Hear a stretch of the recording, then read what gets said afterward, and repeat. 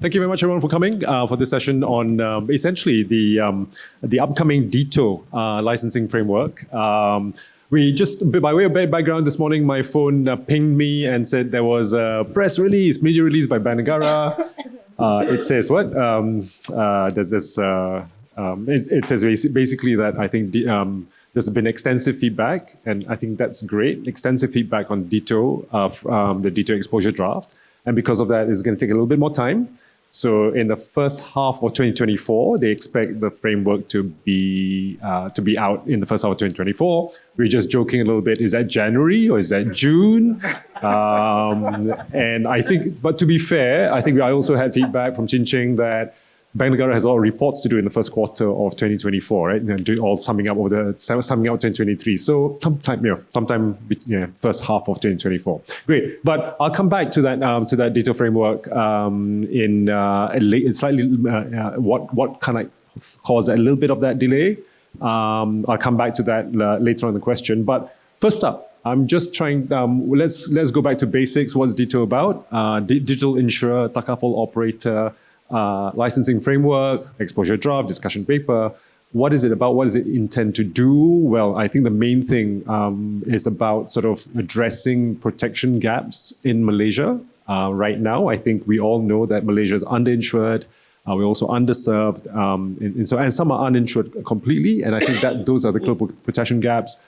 Personally, I'm in the life insurance space as well. My Fi Life is in the Negara regulatory sandbox, as is this Tune Protect in another field. But interestingly, I guess what we're finding is that there's definitely the case that underinsurance, there's uninsured. Stats I got, for example, the average sum assured is about 130K for life insurance. Now, if you think yourselves, what does 130K? If something were to happen to you, your family receives 130,000 ringgit. That doesn't even fulfill the EPF minimum amounts, right, for comfortable retirement or at least support for your family. So I think that's the crux of DITO, is to address these protection gaps, not only life insurance side, but also the general insurance side. So my first question is to actually to Rohit. What do you think is that what's the root cause of this protection gap? I think fundamentally there are two issues. It's not just a protection gap, there's an underinsurance issue as well. There are two kinds of people who don't have insurance. That's where Negara has a lot of conversation about how could we get the B40s into the gambit. For us, we stretch it a little bit more because there's a huge young millennial segment who do not buy insurance. And we've done extensive research in the last 1 year alone. We've done, I think, 4 or 5 pieces of research on them. One we'll be issuing out soon. There are 2 or 3 reasons. One, they find insurance expensive, complex, and they don't trust insurers. 2, they find insurance to be too traditional for themselves. You speak to the Gen Z, what they want is social media insurance, device protection that's far more important in their life at this point in time. And the third is travel. There is no health, there is no life. At 23, 24, 25, 26, that's not a conversation you're having. And what are insurers telling them? Come and buy health and life insurance from me. What if you die? They're like, I'm not going to die. So we also have to be meaningful to the segment we are targeting, which is why we've been doing a lot of work around device protection, different kinds of travel products, parametric travel delay. I think the third customer group is who are underinsured. And this is primarily because of traditional distribution behavior. As Liam produced a study, I think 4 or 5 years back, where they said the average sum assured is 130,000, but the average required is 560,000. And if I add inflation, it's probably gone much higher now. And that gap is simply because how insurance is sold. How is insurance sold in Southeast Asia? It's sold as an ILP product, huge health cover, 1 million health cover on top of a 50,000 sum assured life protection product. Why is that? We scare the customer saying you need so much health insurance. Most companies, you go back and look at their claims, 95% of the claims are below 20,000 ringgit. Yet you tell a 25 and 30-year-old to buy 1 million sum assured. You don't need it. That's why they lapse. That's why they're underinsured on the protection side. Okay. So I think there's a lot of work to be done in breaking that chain, because as I always tell, my favorite quote in life is, to make things simple is very complex. To make things complex is very simple. Yeah, so that's why insurers, we do that all the time, right? Yes. We love making things complex. So there's a lot of historical reason, and that's something we need to break as an industry. Eileen, root cause of protection gaps in your view, from your perspective? Okay. If you look at it from every nation's perspective, right? If you look at the critical protection gaps, the biggest gap is always the lower mass market.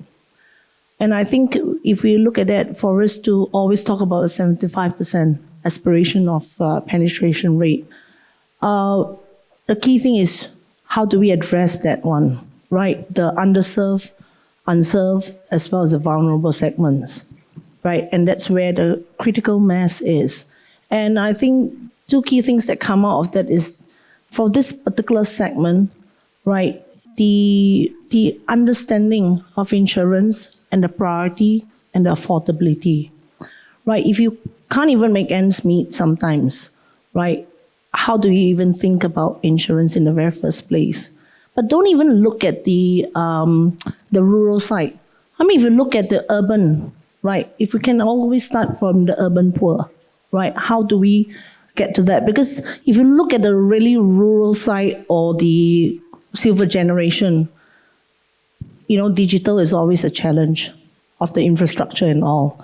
But if we can actually start off, take for example, if you go to a PPR flat, right, and you ask yourself, how many of the people staying in PPR flats have protection?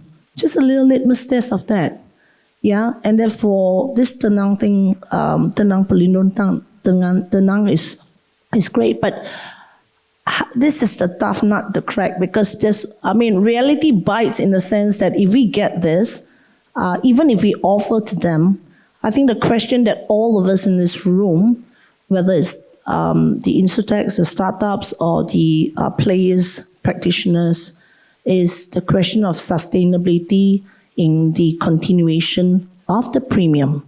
So for me, two things is the awareness, the affordability, the infrastructure. Yeah, thank you. Okay, thanks, Eileen. I think what you're saying is that one key thing I take away, and actually this is a common theme, not just in the insurance side, but also I guess what Khazanah's looking at right now and so on, is this the disposable income, right? I mean, we just have not. This income has been such a great issue. Do you think in your respective areas, maybe like, for example, do you think you've hit, the growth in that area is just kind of like, because of this, the disposable income status, that you've all maxed out your growth in terms as far as your life side, for example? I think you has that maxed out? You're talking about that segment, right? You're referring? Yeah. Yeah, I think disposable income is certainly a challenge. Priorities, right? And when I say insurance protection, it's not just insurance protection, it's the financial literacy, right? How do you earn, save, spend, right? Just the fundamental things of earn, save, spend, that financial literacy. And I think Bank Negara, I have to applaud that got everybody going into the financial literacy. But you see, all of us in here, we've tried every means, right? We still have not broken the 70 or hit the 75. We're still, in fact, there was a time 57, and I think the latest one by PwC is about 54. We still have more work, right? But if my take is that if we look at it like from the urban side as well, because that one, then you will have the digital capability of reaching out.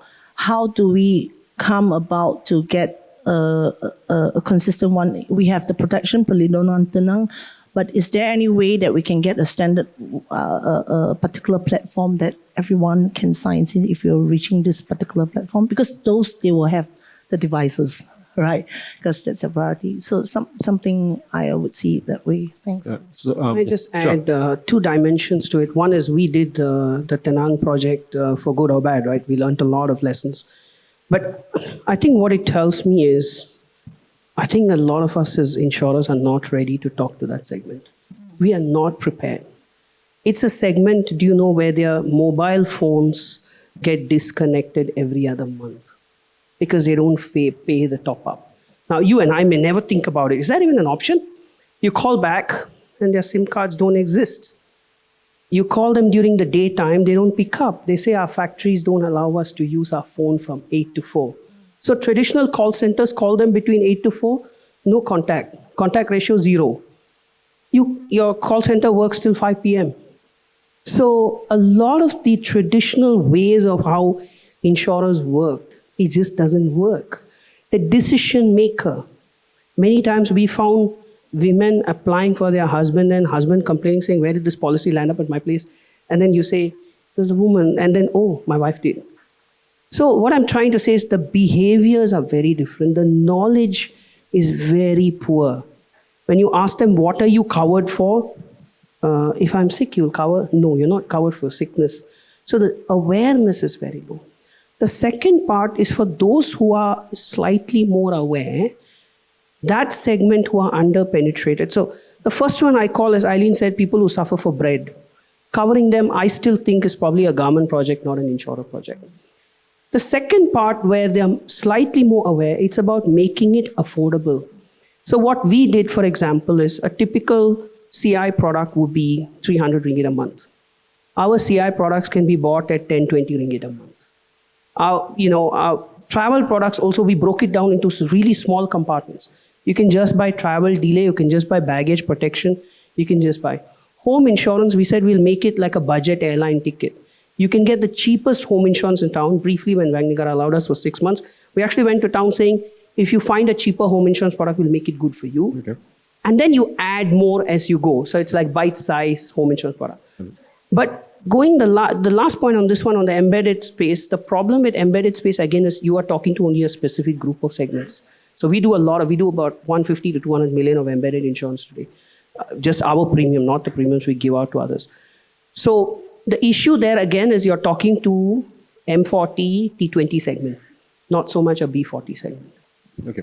So Ching, B&M landed on Ditto as the way to kind of like address these protection gaps, right? And with the emphasis on the word digital, right? And I guess it's interesting now, is that still the thinking that digital is the way to go to address the underinsured and uninsured gaps right now? Because as you say, sometimes their phones, they need to top up and things like that, and they might not have internet access and so on. Is digital the way to go still? Is the thinking on this? Thanks, Malek. Okay, so all eyes on me because we had the PR and my team is sitting there and they're very worried that I say the wrong things that are not in the Please say the wrong things. It's okay. Yeah. That's what we're here for, right? And I shut off my iPad and put it here. So no, don't worry. I mean, to your question, I think first and foremost, we have to really understand what is underserved and unserved, right? So Bank Negara has already came up with a very nice acronym, ICE, right? What we want digital insurers to do is inclusion, competition, which means greater innovation, and efficiency, really seamless for the consumer. So that is the idea. And your question to me is whether we need digital to achieve that. Digital can be one way to achieve that. We don't deny that actually other traditional methods can also still work. Some products or services still needs touch points, and it doesn't have to be all fully digital. But I think what we're trying to, and this is something that we always discuss internally, is that micro-insurance or unserved, underserved doesn't mean the poor. So obviously the poor or the lower income, we need welfare, we need social benefits. That's for sure. But we need to look at opportunities here. So if insurers or tech players look at opportunities, unserved, underserved means maybe, we kind of generalize the younger ones or those who are, maybe underinsured or haven't been insured yet. But, we have to face the fact. I think in a few years' time, a bulk of our workforce will be millennials. All right. I'm borderline. So anyway, I'm already in the workforce, right? So therefore, they are digitally savvy. They are digital first, in fact. And I would say they are digitally dependent. If it's not digital, I don't want to buy. If I ever talk to someone, I don't want to buy, right? So, and they want to do their own research and then go and ask the doctor, this is what medicines I need. That's what they do nowadays. So I think the digital is still going to be a very efficient way to reach them. And definitely, it doesn't mean an insurer, traditional insurers, needs to carry the whole process, because insurance is very different from banking, right? The whole value chain is so long.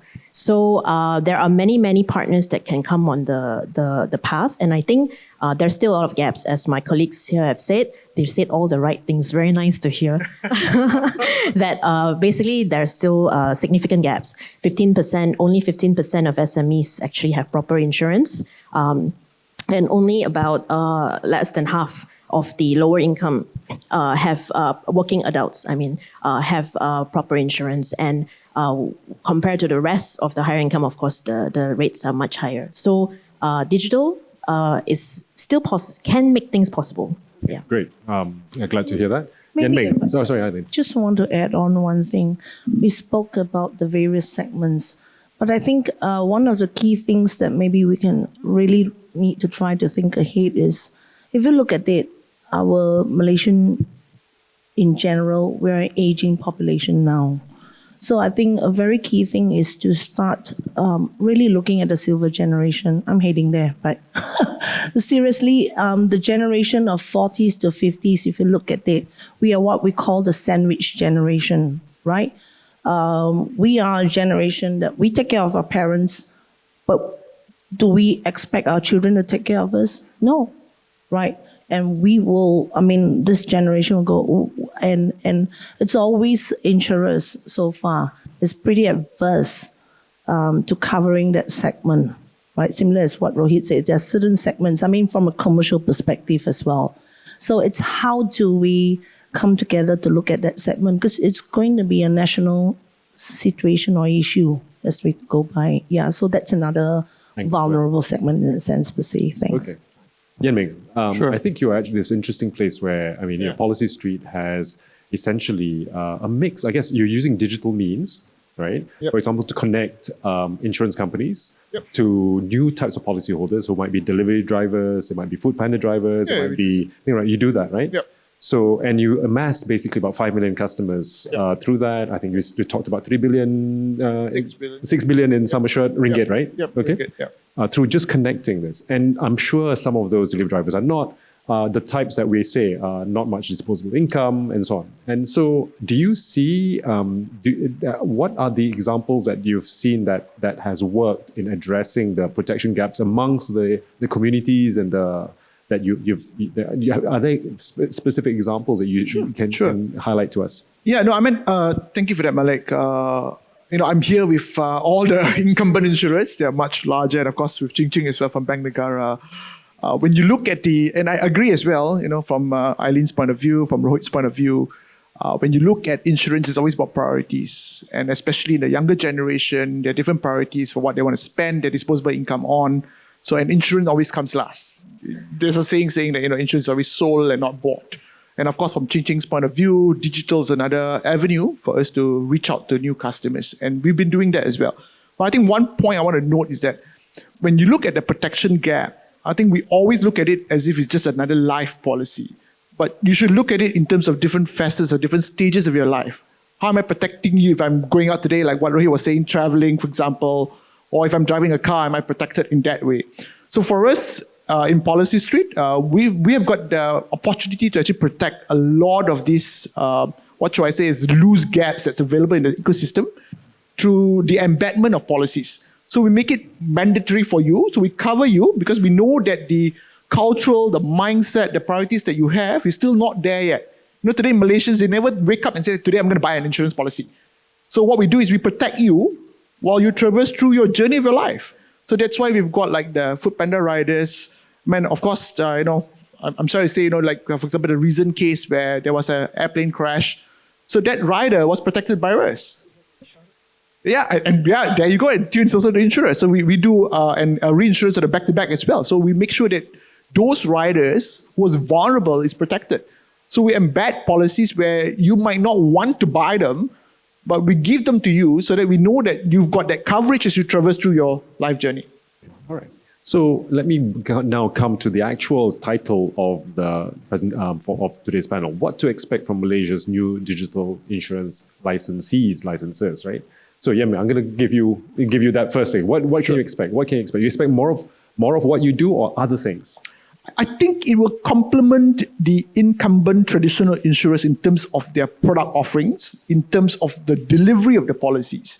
So today, sad to say that, it's still driven a lot by agents. And agents today, they want to make more money. So obviously, it's at their vested interest to sell you the most expensive policies.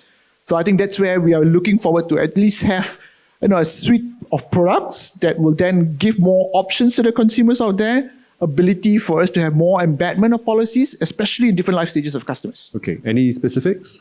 I wouldn't want to go into specifics for that, Malek. Product development ideas, yeah. Okay. Rohit, what about you? To that core question, what do you expect from new digital licensees, insurers? I think the more people who speak our language is very good for us. Because today it's honestly a kind of a lone battle when it comes to the digital insurance space. Without sounding aggressive, arrogant, we are probably the only digital insurer right now in town who does everything online. Every product, we have the highest number of products. You can buy it on the app. You can service on the app. We have a 3-3-3 promise, which we are very proud of. You can buy from us in 3 minutes. We'll service you in 3 hours on a working day, and we'll pay your claim in 3 days. 95% of my claims today is paid in 3 days. My average claim pay time for travel is 1.1 day. In parametric claim, I can pay the claim before your flight lands sometimes, if it's late beyond a certain number of hours. So obviously for me, I think the more people in the market, more awareness, and I can play off it. If you go back to the UK market in 2003, 2005, when the sudden boom happened in digital insurance, it was because there was not one direct line alone. There was direct line, Churchill, Admiral, Elephant, the whole group went out.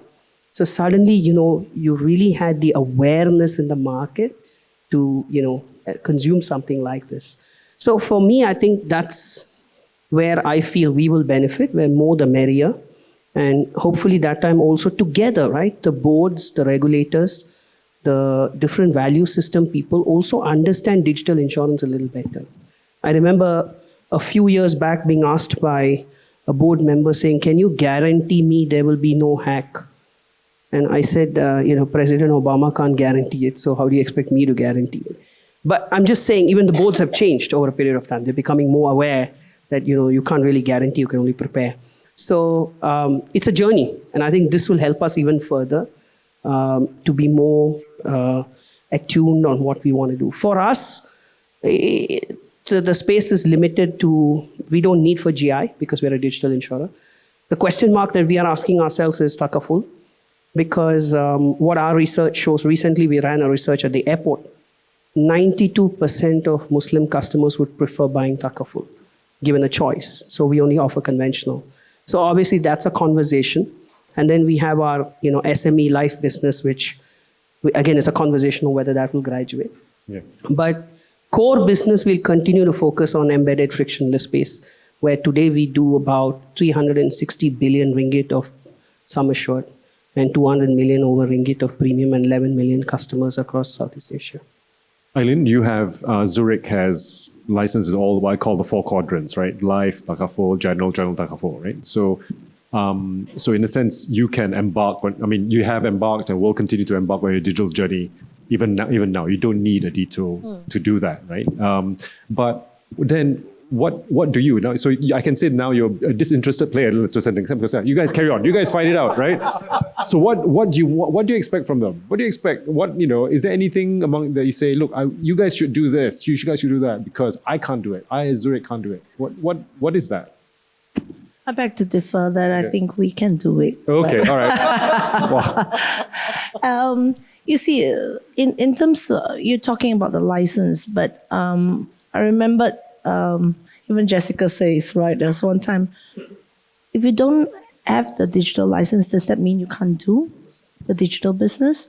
The answer is no, you can, right? But I think the digital insurance license helps to accelerate that process. And it's also a situation where the regulators and the practitioners are learning along the way, right? So for us, yes, we've got 4 licenses, right? In a sense that, but if you look at it in terms of digital acquisition type of business, definitely, if you ask me, the GI space is the most natural space to go in almost immediately. You've heard from Rohit, especially in the terms of travel, right? At any time you can switch on and switch off, right?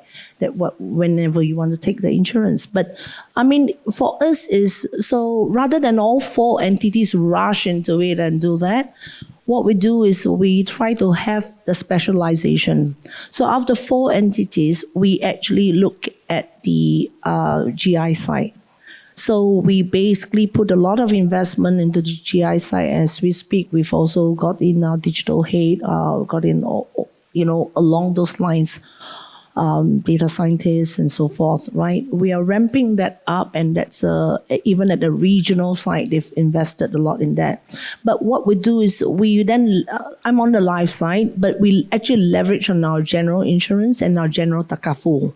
They play in 2 different segments. And that's when they do a lot of partnerships, right? We have about 3 million customers, right? And across the board of all, right? And it's how we actually tap on that.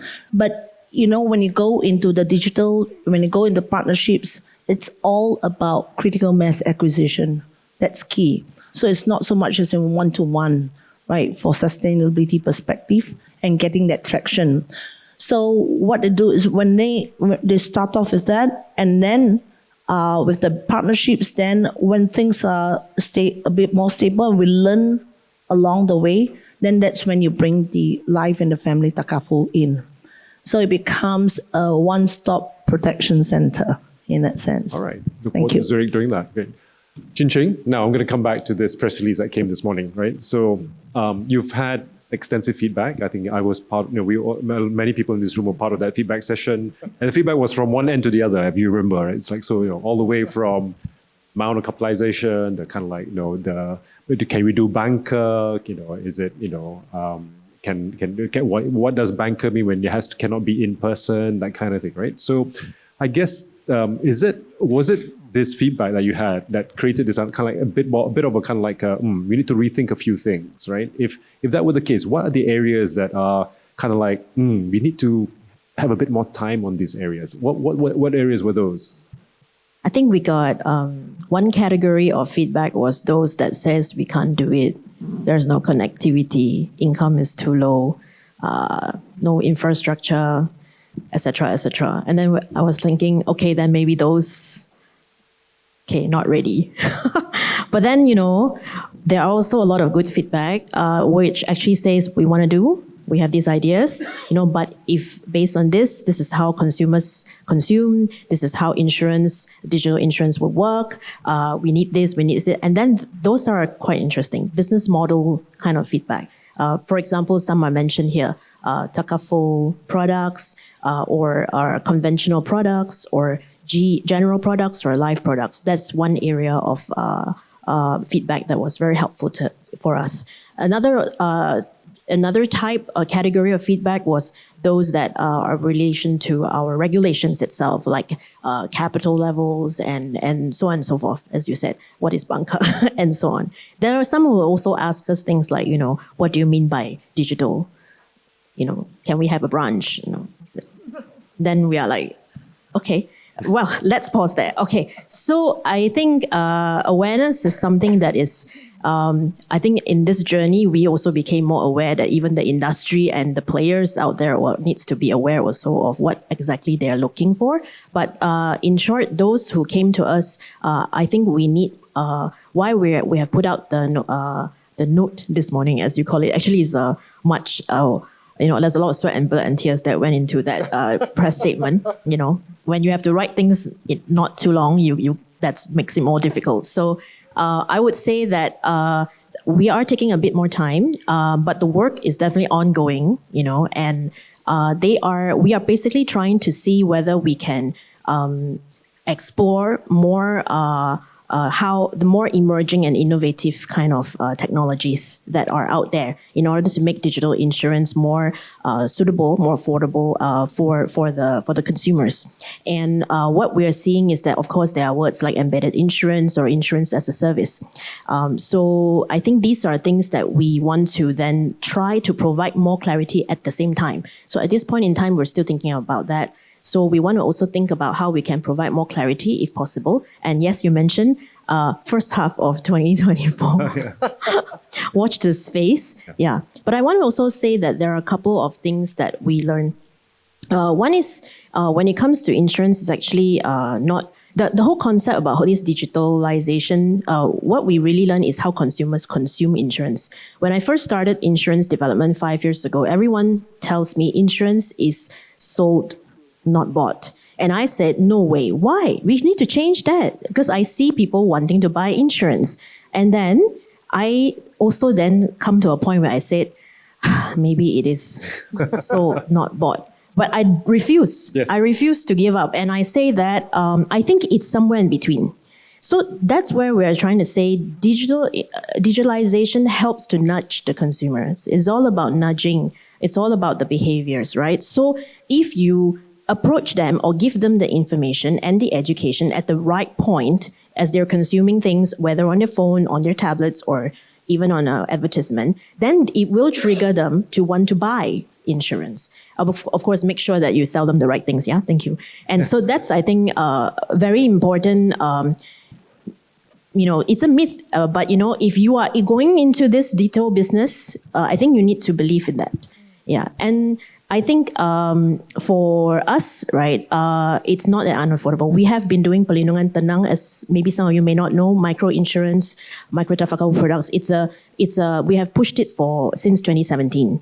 We learned a lot from there, not just work. So that's why we're actually one of the first countries that have a framework on micro insurance where we allow actually bundling, opt-out products, and partnerships with non-agents, your village heads, your people that you trust in your community. And that's something that digital insurance, because they tend to be a bit more bite-sized, you can leverage on that. If you partner the two together, there's a lot you can do. But outside of Pelindungan Tenang, you can't do. So we internally fought so hard. I fought so hard with my colleagues to actually say, we should allow this because nudging is very important. So I think those are two things that we have also learned, that then in the value chain of insurance, that's something that we want to see whether we can provide more clarity. Fantastic. All right, great. Thanks for the explanation on, I think the thinking behind the second round of, revisions, I guess, on the detail framework. Now, I'd like to open it up to the floor in terms of, a number of you said you're gonna ask. I was at the table. You said you're going to reserve it for now. So please, now's the time to ask for your questions. And I won't do the Roshan thing. I won't turn you down. Sorry. Hi, Christina. Christina from Generali. See, I know her. So yeah. Formerly AXA. Thank you. Hi. So my question is, during the discussion, undeserved, unserved is more towards individuals, right? We are talking about motor, travel, PA, medical for individuals. What about businesses who are unserved, undeserved? So what are your thoughts on that, and how will DITO or digital insurances and licenses for digital platform, how will that help for businesses?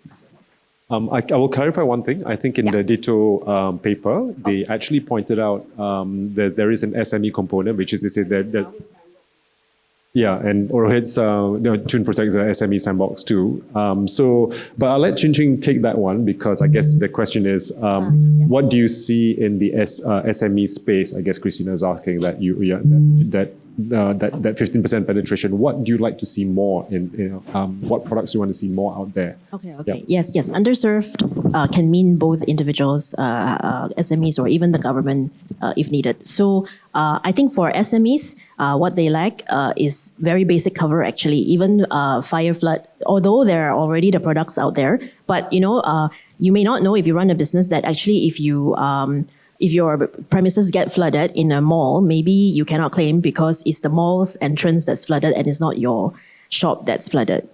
Perhaps. So there are some old-fashioned policies, and we're talking about innovations need to catch up with time. We need to actually provide from that angle. But other than those kind of fire flood, we are also talking about things like maybe their trade line, maybe their supply chain, and it could be also for their employees, and so on. So there's a lot, and cybersecurity is also another area that's emerging, and there are gaps in all of this. Can I chip in if that's okay? Sure. This is a sandbox we are running. So in the sandbox, we came up with a study before and we shared it with Ching first and then her team and all of that, where we found a gap, but we've also hit obstacles on the way. The gap we found was there were two kinds of SME, one that was protected, one that wasn't protected. The one that was protected was largely being so large protection policies, not really made for SME. The second that wasn't covered always had this perception that insurance is too expensive. And during the focus group, we asked them, how much would you pay a month? And they said, up to 100 ringgit is okay per employee. And we said, you don't need so much. We can even give you much lower. So the awareness was really low. So we created this product where, and also the other issue they had was every year the premiums, medical inflation goes up by 13 to 14.5% in Malaysia. Average premium increase is 10% in group health. So the brokers were unhappy, the customer is unhappy, so they didn't want to take the risk. So we said, no problem. We will lock your premium in for 3 years, no change in premium. 3 years, we fix, no increase. But in return, you have to be part of our health program, where we will check 4 parameters of your employee. We'll help them get healthier, so lesser absenteeism, blah, blah, blah. But where does the rubber hit the road? The rubber hits the road because SME in most countries is 70% of your population. Employs 70% of your population, or employee population. The challenge is to get to them. To get to them is a massive challenge. And Malek and I were discussing this in Singapore. I remember when we went for the InsurTech Connect. The challenge, one, is getting to them is a massive challenge. 2 is the entrepreneurs tend to be very cyclical.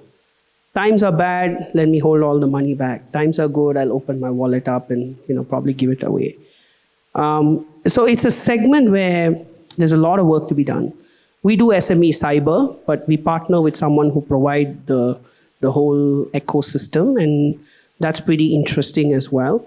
But it's a space where the biggest challenge, which I think the regulator, as well as publications like Fintech News, associations like SME Association, and we need to come together because the awareness is so low. So in fact, a lot of our time now goes, Chuling's time, half the time she's just a speaker now.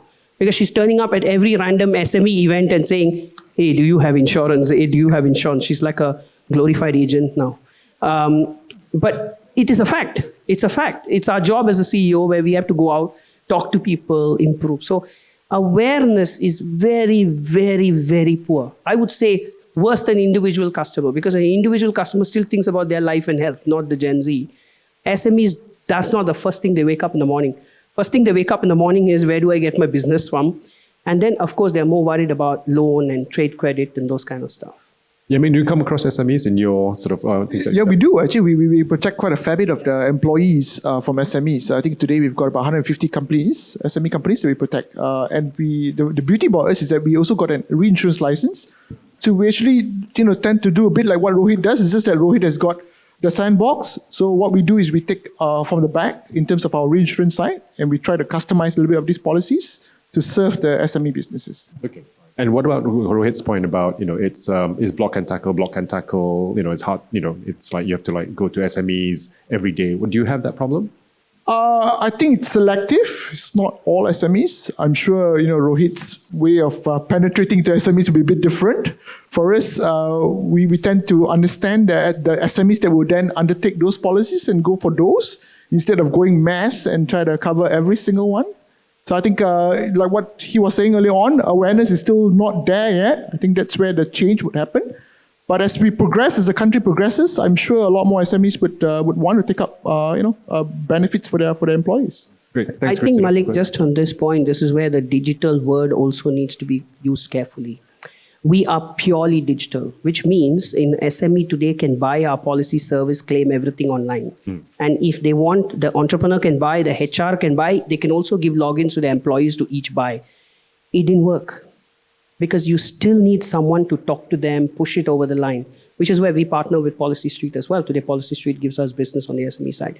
So what I'm trying to say is sometimes the pure play digital word, while I'm a big proponent of it, may not work, especially in under-penetrated segments because there's a lot of push you have to do. So this is interesting, actually. I think Ching, in the framework, in the exposure draft, there was this word that,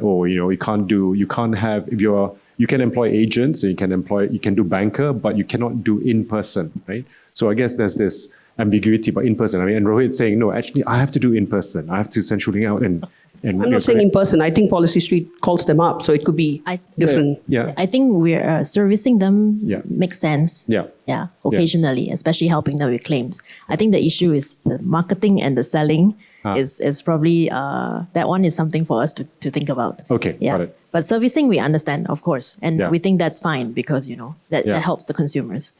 Yeah. Okay, great. Yes, Roshan, you have one question from Correct. We have some questions online. We can take this another 5-10 minutes. We have a bit of wiggle room here. Yep. All right, there are two questions here, but I think the first question has been pretty much addressed. So the second question we have from on the YouTube live stream is digital insurance, data analytics, and customer experience are crucial for digital insurance. What technologies and data-driven insights are essential for creating seamless and personalized experiences for insurance customers? Ming first. Yeah, I think it's a continuous reiteration about understanding what the consumers want. So I wouldn't want to go into the technicalities in terms of what technology is behind it, but it's a continuous reiteration. Like today, even as we traverse through the journey, I mean, we are a digital provider. We do quite a fair bit of service as a software and so forth. But we do continuously reiterate to understand what the consumers really want. You can see even our websites, the way that we address consumers or businesses, we change every 1 month in a sense because it depends on what the consumers want. So I think it's a continuous reiteration. In-house or outsourced? For you, for PolicyStreet, in-house or outsourced? We're all in-house. We don't outsource. Yeah. Okay. All right. Okay. Next question, Roshan. The initial question was essentially expansion of digital insurance licenses is expected to enhance accessibility to improve insurance products.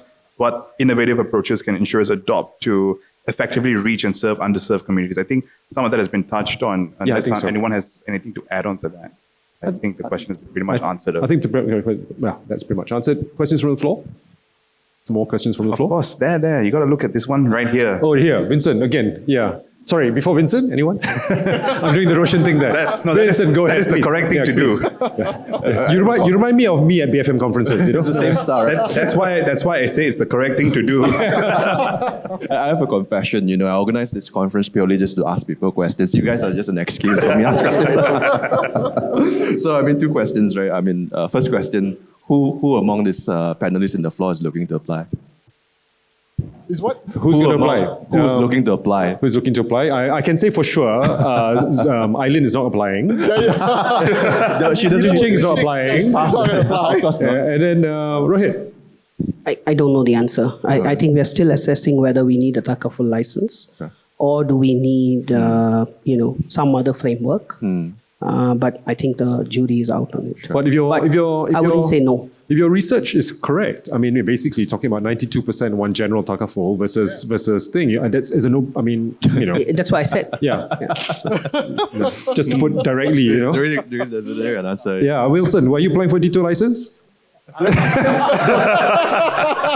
Malek, what about you? You don't forget. No, I am. What are we doing among these two media folks here? Right? Mine for sure already. That one, no. I think any insurtech would definitely want to apply for it. No, but no. It'd be funny if you don't. Yeah, but okay. Here's an interesting question though, right? Because you are working with presumably more than one insurance company, right? Yeah. Yes, you do. Now, if you were to apply for DITO yourself, you might be in a situation where you're no longer agnostic, right? You're pulling things towards your side, right? Yep. Now, how do you balance this, right? Because you have current relationships, you are distributing those relationships. It's a nice, sweet spot that you've achieved, a sweet spot that created 6 billion ringgit in sum assured and 5 million customers.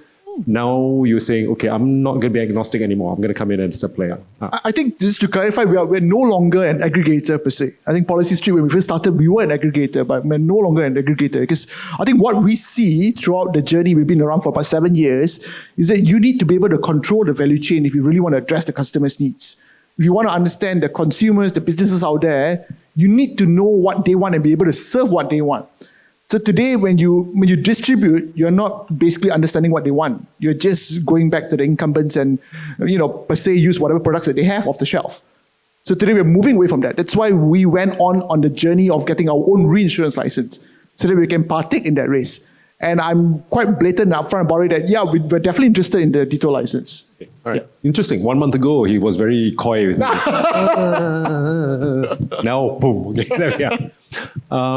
Next. Thanks, Vincent, for that question.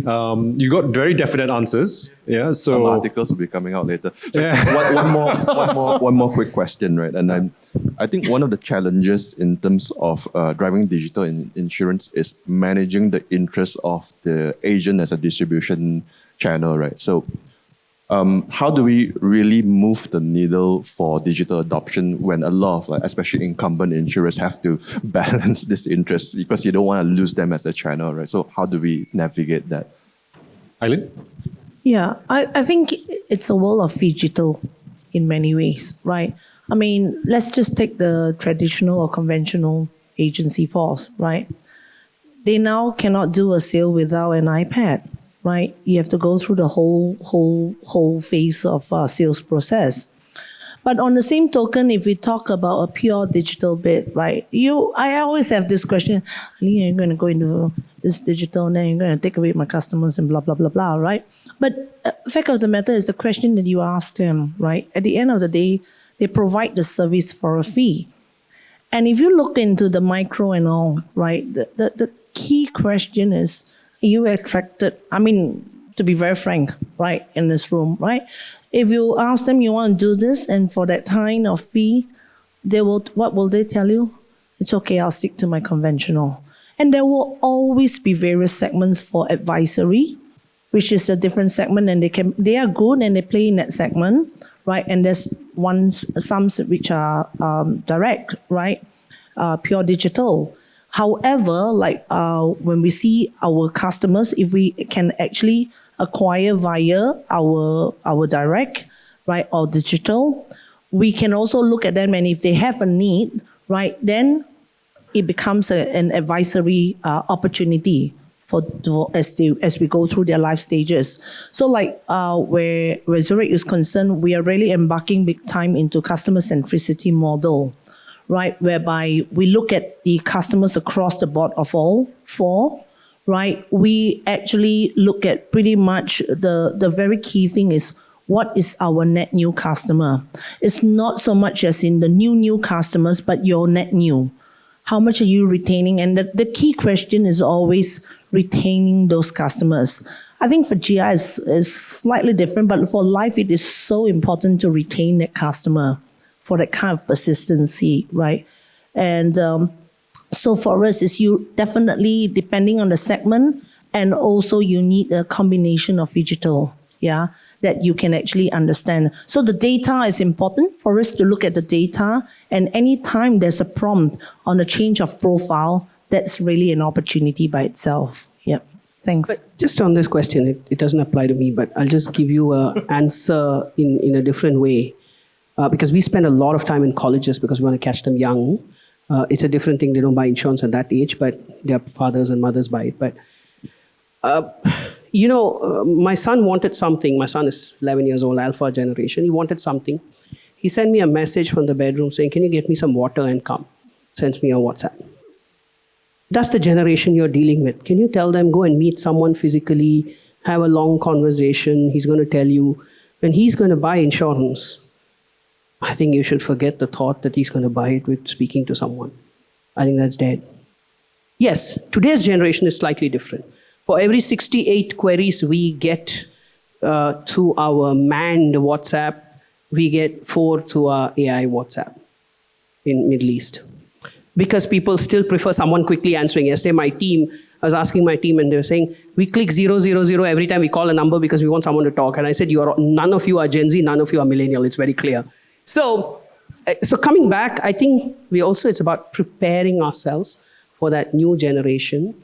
And if we think that generation is also going to behave the way we want them to behave, that's our Kodak moment. And that's where the DI guys are going to kill the traditional insurers. I think today's business is still with the traditional insurers. Tomorrow's, not so sure. We have a question for Saikit. Saikit? Hello, good afternoon. We talk about underserved.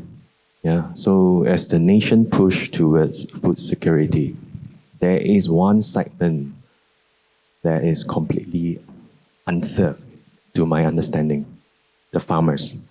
Has there been any conversation about how do we introduce protection for their crops and what? Because it's not happening here, as far as I know, right? Thailand, for instance, has got a pretty interesting scheme going on with government subsidized premiums or whatnot. They have been getting pretty good results so far. So I'm trying to hear from maybe Ching. Ching? Okay. I think those kind of schemes, especially for farmers, that segment probably less served by private sector because of the commercial reasons. But it's usually a partnership, and I would say that in Malaysia there are recipes being cooked up. So personally, we also work with other national agencies, for example, to not just about farmers, but also flood insurance, for example, is something that a lot of people really need. But that requires cooperation between government, between also private sector, and also other relevant agencies. Yeah, thanks. So there's a lot of gaps. Yeah, that's right, yeah. Have you heard of crop insurance, Rohit? No, I haven't heard anything. No, okay, right. Yeah, that's interesting. Yeah, thanks, Saikit, for raising that issue. Any thoughts? Any other questions, sorry? Yes, one gentleman at the far end there. Hi, guys. So I'm very interested in this InsurTech for some time. Yeah, right? What's your name, sorry, again? Steve Rao. Steve Rao, yeah, that's right. Steve, thanks. sorry, we introduced you to each other now. Yeah, go ahead. So the way I see it, right, at this current juncture, the millennials and the Gen Z are behaving similarly in the sense that if someone goes online and purchases or tries to purchase travel insurance per se, it's very direct, right? Something a little bit more complicated is not directly stated in detail on whatever you try to purchase online. So we still go back to some advisory of sorts, right? Now, how long will this go on? Or will the insurance providers actually provide detailed explanations on what the policy actually is, right, in terms of motor insurance, whatever it is, right, so that we can get a proper full digital adoption? I want to know based on your, your research or data so far. Thanks. Okay. Rohit? So what our UI UX study says is between 3 to 5 minutes, the customer loses interest and closes the screen. They don't want to talk to you anymore. There are models which I don't want to steal Chuling's digital sandbox thunder, but there are models we'll be testing like we have in Korea and India.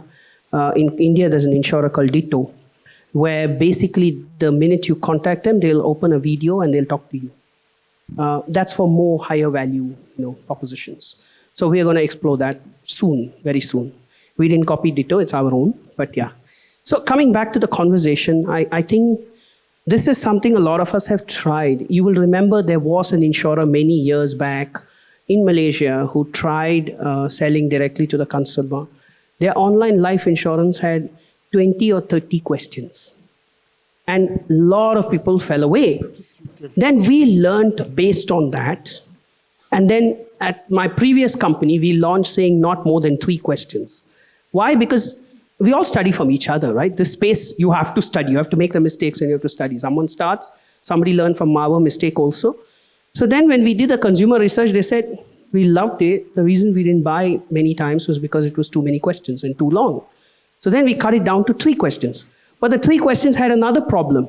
When you do 3 questions, you're only picking up the cleanest of risk. Anybody who has anything borderline, you're not picking them up.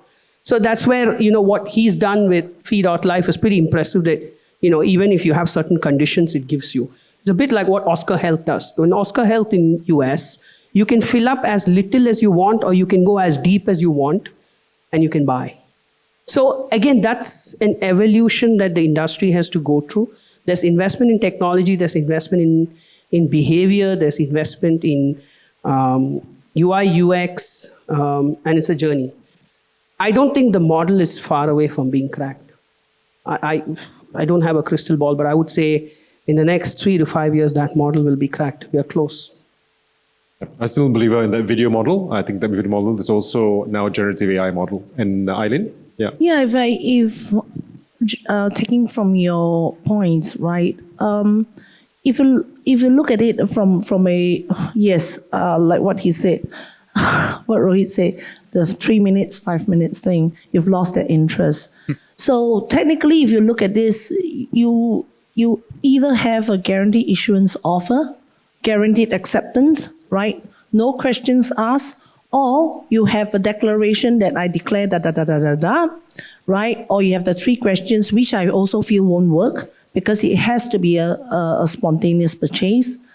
But you see, at this point, there are 2 things. I think in Malaysia, the amount of data we have for us to have that kind of underwriting and hence relating to the cost of insurance, right? Secondly is also awareness, education, right? And the need, understanding that they need to have that protection. So the key thing that we all have to understand is everything comes with a price at this point, and how do we manage that? A guaranteed acceptance would mean you take on all, and therefore based on the pooled risk, you have a certain cost to it. Unless the critical mass and the nationwide comes together to do that, I think for such cases, you will then embed the price for that risk, right? And then it goes back to the loop of affordability. So this is something that it's a nut for us to crack, yeah, but it's something that it cannot be just one insurer or 2 insurers. This involves a whole group of people coming together to make this work if we want to make it available to everybody and have lesser list of questions for more advanced products as well. And just one line on that, and I'll tell you why I believe it can be cracked, right? As digital insurers, we have one power which we don't have many things the big boys have, but we have one power which they don't have. I just need to switch off my API and nobody can buy the product. So what happens is I launch a product, I launch it with certain assumptions. The assumptions are not matching. I switch off my API, there's no more selling. In traditional companies, I have to speak to a bunch of agents, convince them why I have to withdraw this product. I have to go to speak to banks. It is not an easy conversation. I've been there. It is a very difficult conversation. They'll tell you, give me a few months. In digital companies, overnight, switch off the API, you're done. Okay, great. So one last question before we wrap it up. Yeah, so in sustainability perspective, how digital insurers should shape in terms of product innovation of a green insurance product while remain relevant and adhere to ESG approach by UN?